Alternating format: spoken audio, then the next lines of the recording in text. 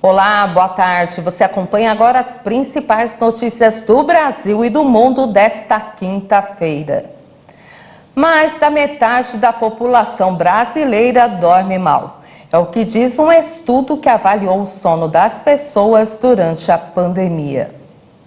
6 horas de sono. Esse é o tempo máximo que Janaína consegue descansar por noite. Isso somando tudo, porque ela afirma que acorda várias vezes ao longo da madrugada e demora a pregar os olhos cada vez que se deita novamente.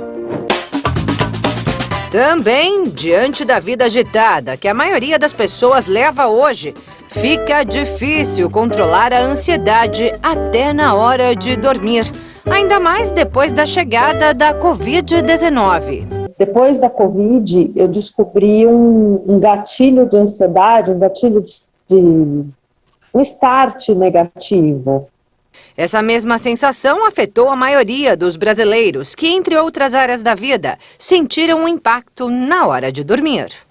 Uma pesquisa publicada por uma revista científica mostra que mais de 65% dos brasileiros têm sono de má qualidade. O resultado, divulgado recentemente, refere-se a dados coletados lá no começo da pandemia, em março de 2020, com mais de 2.600 pessoas. E a conclusão está relacionada à ansiedade gerada por aquele momento de dúvidas e incertezas. Mas hoje a ciência já sabe que os problemas com o sono também fazem parte das sequelas do coronavírus. E isso está fazendo parte de uma patologia que se chama síndrome pós-Covid ou Covid longa, né? Aonde o paciente ou teve uma manifestação grave da doença, foi para a UTI e ainda persiste com alguma sequela, que varia de paciente para paciente, uma sequela maior ou uma sequela menor, né? E aí nós sabemos que esse paciente ele teve coágulos ou microcoágulos que acometeram coração, rins, fígado e até mesmo o cérebro.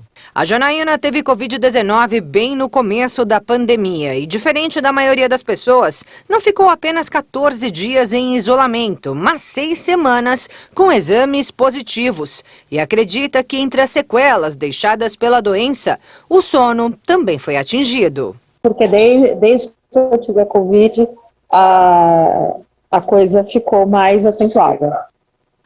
Né, até por conta da minha respiração ser mais forçada, embora eu tenha feito exercícios respiratórios, eu consegui voltar para a academia agora, até para trabalhar essa coisa do orgânico, né, e gastar mais energia para tentar dormir melhor, para tentar ter uma condição melhor de vida, né, e o corpo realmente está ficando melhor, tá, mas o resto não está melhorando não. Bem, o que o doutor recomenda é o seguinte: antes de dormir, nada de telas, muito menos cafeína. É preciso apagar as luzes e fazer a última refeição 3 horas antes de ir para a cama. Outra dica é praticar exercícios com regularidade para conseguir dormir por 7 horas seguidas, sem pausas, de forma reparadora. Agora, sobre a ansiedade gerada pela Covid, segundo o neurocirurgião, é preciso encarar a doença como a gripe, aprender a conviver com ela, sem deixar os cuidados de lado. Para ele, o uso da máscara ainda é essencial, porque nesse momento é o que realmente pode tranquilizar, manter a saúde mental em dia e, assim, conseguir ter belas noites de sono. Existe uma frase que é uma frase da Organização Mundial de Saúde, que fala que saúde é saúde mental. O Brasil bateu recorde de pedidos de demissão em 12 meses.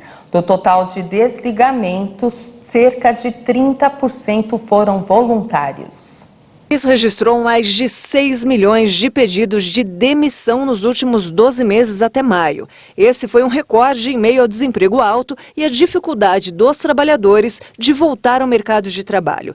Esse número equivale a 33% do total de trabalhadores que ficaram desempregados no período, 18 milhões. Ou seja, 1 em cada 3 desligamentos foram voluntários, ou seja, a pedido do trabalhador. O levantamento é da LCA Consultores e leva em conta os dados do Cadastro Geral de Empregados e Desempregados, que contabiliza as vagas com carteira assinada no país. Em relação a maio de 2021, quando houve 4 milhões de pessoas fora do mercado de trabalho, houve aumento de 50% no número de demissões dentro do acumulado de 12 meses. No mês de maio, foram 572 mil demissões voluntárias. Tanto no acumulado de 12 meses quanto em maio, São Paulo se manteve no topo dos estados com o maior número de pedidos de demissão. Todas as unidades da federação tiveram o maior número de pedidos de demissão desde janeiro de 2020, tanto no mês de maio como no acumulado de 12 meses. As parceiras BioNTech e Pfizer vão testar uma vacina universal contra a Covid-19. As empresas anunciaram que os experimentos do novo imunizante vão começar no segundo semestre do ano. A empresa alemã BioNTech, parceira da Pfizer na fabricação de vacinas contra a Covid-19, diz que as duas companhias vão começar os testes em humanos de novos imunizantes que protegem contra uma ampla variedade de mutações do coronavírus neste segundo semestre do ano. O trabalho experimental, que vai além da abordagem atual, inclui injeções de aumento de células T, projetadas principalmente para proteger contra doenças graves se o vírus se tornar mais perigoso, e vacinas de pancoronavírus, que protegem contra a família mais ampla do vírus e suas mutações. As novas variantes do coronavírus têm aumentado a urgência da busca por empresas, governo e órgãos de saúde por medidas de proteção mais confiáveis. As parceiras fabricantes da vacina da Covid-19 mais usada no mundo ocidental estão atualmente discutindo com os reguladores versões aprimoradas de sua vacina estabelecida para melhor proteção contra a variante Ômicron e suas sublinhagens. A Pfizer já divulgou dados promissores da versão adaptada da vacina contra a Covid-19 específica para a variante Ômicron. De acordo com a farmacêutica, os dados do estudo de fases 2 e 3 apontaram que uma dose de reforço de ambas as vacinas candidatas adaptadas provocou uma resposta imune substancialmente maior contra a BA.1 da Ômicron em comparação com a vacina atual. A resposta imune robusta foi observada em 2 níveis de dosagem, com 30 e 60 microgramas. Os casos de Covid dispararam nesta semana na América do Sul. De acordo com a Organização Pan-Americana da Saúde, foi registrado um aumento de 25% nas contaminações. A OPAS também pediu a não flexibilização de medidas para prevenir infecções, destacando a necessidade de continuar usando máscaras e manter um distanciamento de pelo menos 1 metro com outras pessoas. O maior aumento de casos foi observado na Bolívia, seguido pelo Peru. Ao mesmo tempo, os contágios cresceram quase 14% em todo o continente, em comparação com a semana anterior. Embora 17 países americanos tenham ultrapassado a meta de vacinar 70% de sua população e 40 imunizados mais de 40%, ainda há 11 nações que não atingiram a primeira meta de 40%. A organização alertou ainda para a situação da Venezuela, impedida de comprar imunizantes devido a uma dívida com o fundo rotativo de vacinas, mas não especificou o valor devido.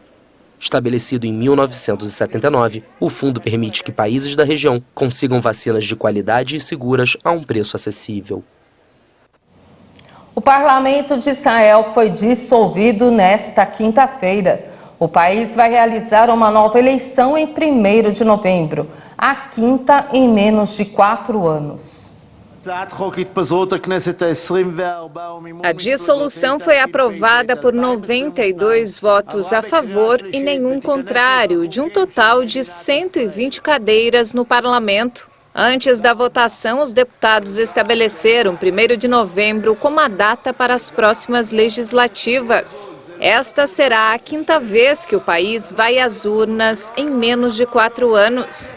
A dissolução encerra o breve governo de um ano do primeiro-ministro Naftali Bennett, que liderou uma coalizão de 8 partidos que inclui pela primeira vez uma formação árabe, algo histórico em Israel. O principal objetivo da coalizão era acabar com 12 anos ininterruptos de governo do direitista Benjamin Netanyahu, mas também formaram um executivo, algo que havia sido impossível após as 3 eleições anteriores muito acirradas. Hoje, antes da dissolução do parlamento, Bennett anunciou que não será candidato nas próximas eleições. Ele vai passar o cargo a Lapid ainda nesta quinta-feira. O cantor gospel Sérgio Lopes, de 59 anos, sofreu um acidente vascular cerebral isquêmico e está internado no interior do Rio de Janeiro. A esposa do cantor informou que ele está com um distúrbio na fala e perdeu os movimentos do braço e perna direita. Sérgio Lopes foi encaminhado para o Instituto Estadual do Cérebro Paulo Niemeyer. Segundo o perfil oficial do músico nas redes sociais, o estado de saúde é estável e o quadro requer cuidados. Com isso, o cantor não vai cumprir a agenda de shows. Nas redes sociais de Sérgio, o presidente Jair Bolsonaro desejou melhoras ao cantor. E essa edição fica por aqui. Eu volto logo mais às 17 horas. Uma excelente tarde para você.